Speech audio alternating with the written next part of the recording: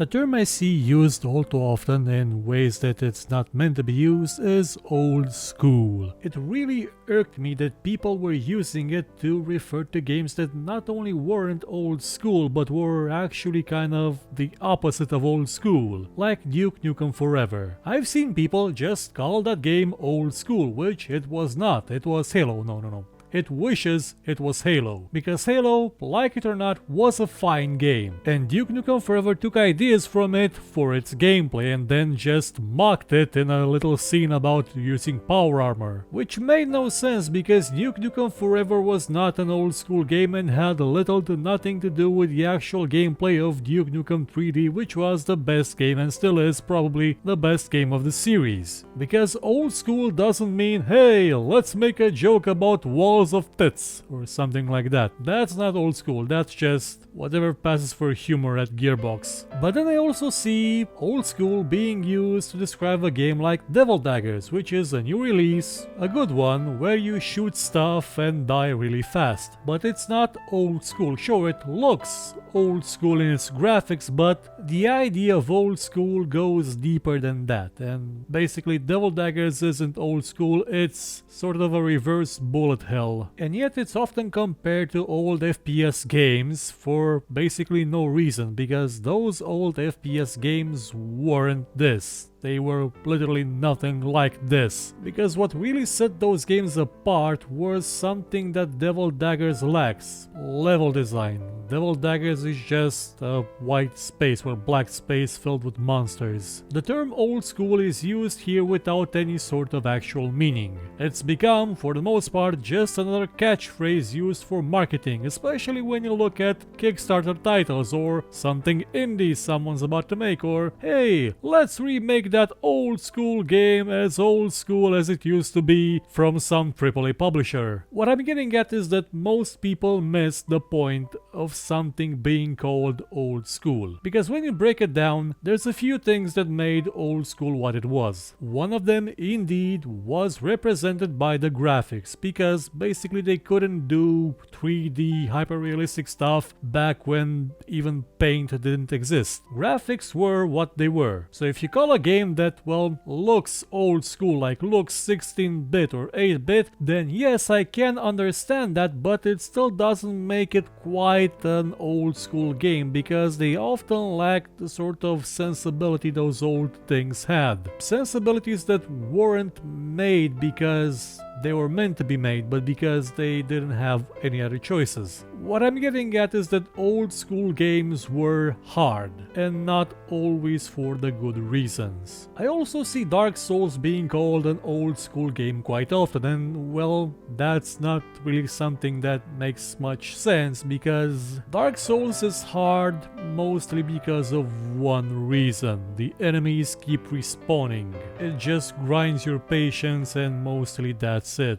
I mean, it's a game where you have a dodge roll. It's dodge roll the video game. Most games where you have a dodge roll aren't really that old school, because how shall I put this? In old school games you couldn't really dodge roll, you just got repeatedly hit in the face. Now that comes from a very simple aspect of old school games. They were old, really old. They didn't have what you would call great physics if they were 3D, or a dimension in which you could actually dodge roll, or a command to do it. Old school games were characterized at their time by being hard to control. There was little way around this aspect, because systems back then weren't really all that powerful to allow fluid movement or very precise controls, unless you were something really simple like a 2D platformer, like Mario was. Anything more complex than that required some kind of control method that was a bit,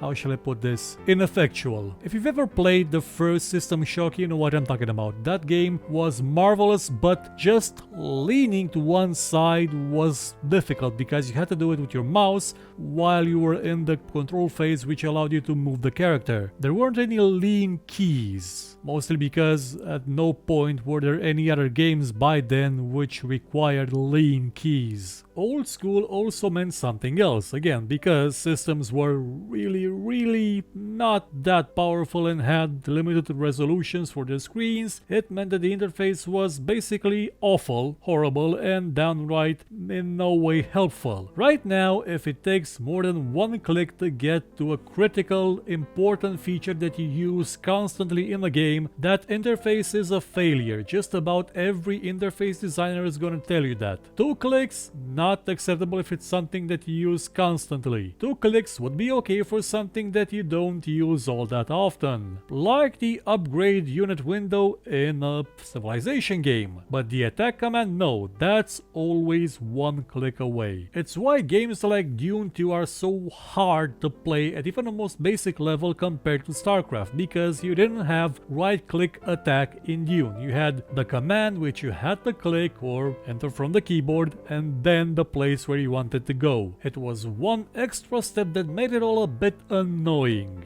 That one extra step. You'd be amazed how many games are just much better if you remove that extra step that just doesn't make that much of a sense to be in your way. For example, highlight items in Diablo. In the first game, there wasn't a key for that. There was a spell for that that just illuminated what was on the ground. Later games just showed you what was on the ground because it made things easier and it wasn't something that actually affected the game. It just made it less annoying. You could say that the same feature affected gameplay in Baldur's Gate 2 Throne of Baal, because once you press tab, you could actually see all the objects with which you could interact with in the map, in the screen you were on. Otherwise, you'd have to search for them, like drawers or secret panels behind some statue. But again, if they wanted to keep those actually hidden, they should have hidden them from the character by using their search statistic or something like that. I don't know if they had one, though there was something like that in Icewind Dale 2, because I remember there being hidden caches you could find by gathering more information. And yet, a game like Baldur's Gate 2, even with that feature, is still something I would call an old school game. And yet it lacks the horrible interface, the horrible controls, and one other aspect which old school games had: a complete lack of any sort of information. Because most games had just a few kilobytes to work with in terms of file sizes, there really wasn't all that much space for things like dialogue or story, to the point where Wasteland actually had its story printed in the manual. You had to read it from the manual when you got to certain parts of the game. This was valid for a lot of games with features that were a bit more important than the story itself and how the game actually worked, the mechanics, what you were supposed to do. And this was aggravated by the fact that some games had downright stupid things in them, like there was Castlevania 2 where you had to wait for a whirlwind to just lift you into the air when you got to the edge of the map if you just sat there for a while crouching. I think that's not something any player would get, any sane player anyway. So up until now we've got lousy interface, lousy control, really obtuse design decisions that you couldn't get without some sort of help, and graphics, well, that and music also. Old school music, yeah, I can get that. 8-bit sounds great, 4-bit sounds okay, chiptune and stuff like that. And still, that's not the core of old school. Because if you made the game with all those elements, right now you'd still not get an old school game. You just get a really annoying game which no one will play because it's awful. Old school games were played in spite of those defects, not because of them. And they were played because most games today have a lack of depth to them. Old school used to mean this game has depth. This game isn't just there for me to press W on my keyboard or up on a D-pad and just win. It wasn't made to look pretty, sound great, and have basically no actual challenge in it. They were meant to be played. They were meant to be defeated. They were meant for you to play them again and again until you mastered them. And probably because they had little to work with in terms of graphics, sound, and just about everything else,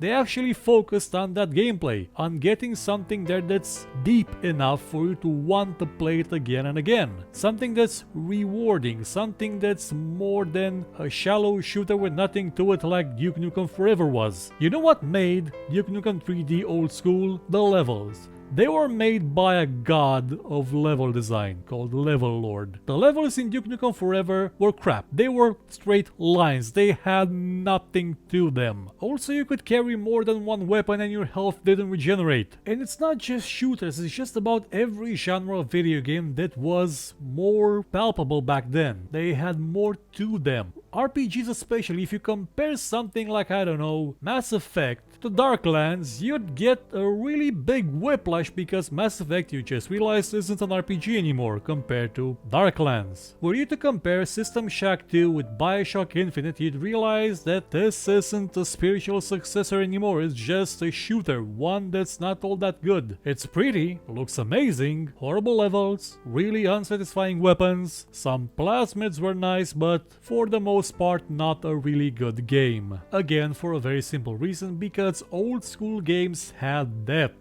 Whereas today, games that call themselves old school seem to try and emulate the defects as well, which isn't really a good thing. For me, Dark Souls was not a pleasant experience because I found that game to be horribly obtuse about even some of the most basic things. For a long time, we've been at a point where you can teach the players a lot about your game, basically everything through your game, not by having them read the manual, which would probably be entitled How to Play Dodge Roll the Video Game. Though, to be fair, that's basically The Witcher 3 as well, and The Witcher 2. Games have an obsession with dodge rolls nowadays that is just kinda stupid because it really takes away from what could have been actually good combat mechanics. Most games today don't have that. They have the semblance of one, they have the spectacle of one without any of the actual depth. And to actually make things confusing, spectacle fighters like the ones made by Platinum Games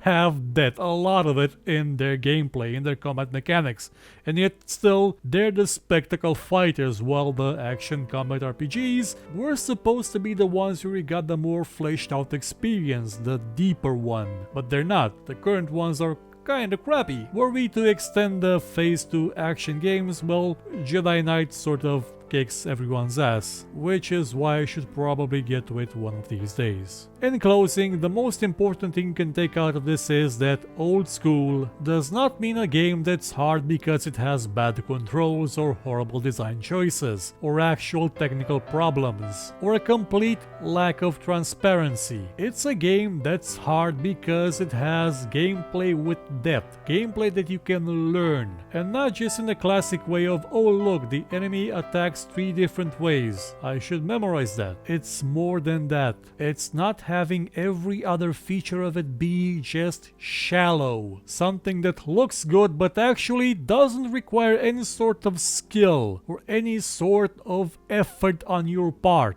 Because back then, for some odd reason, developers had the sense that, hey, maybe the people playing this game are clever, or maybe they enjoy a good challenge, or maybe, hey, they're not stupid. But today, games are made to be sold. And let's face it, a lot of the people that buy games want to have that instant win button because they want to feel good while playing them as well. And I'm not blaming them for it, because they want to play games, they want to be good at games. And, well, the developers went the route of, hey, let's dumb everything down, instead of, hey, let's find a way to teach these people how to play this game fast, efficiently, and in an enjoyable way. Nope, instead, let's just make a bunch of really crappy shooters that have less depth than Wolfenstein 3D had 23 years ago. But at least not all developers have gone that route. Some of them may have still added the parts of old school that were just annoying and not really old school, like having to traverse a map, even an open world one, by going square by square like in the last Might and Magic game and Legends of Grimrock, but the core of those games was still fine. And a handful of developers are actually making games that are still old school in the best way possible, like just about every strategy game from Paradox Interactive or Divinity Original Sin, Pillars of Eternity, Wasteland 2, although Wasteland 2 had crappy combat. There's still hope out there, hope that old school will actually mean something again one day, and not be another tool of marketing.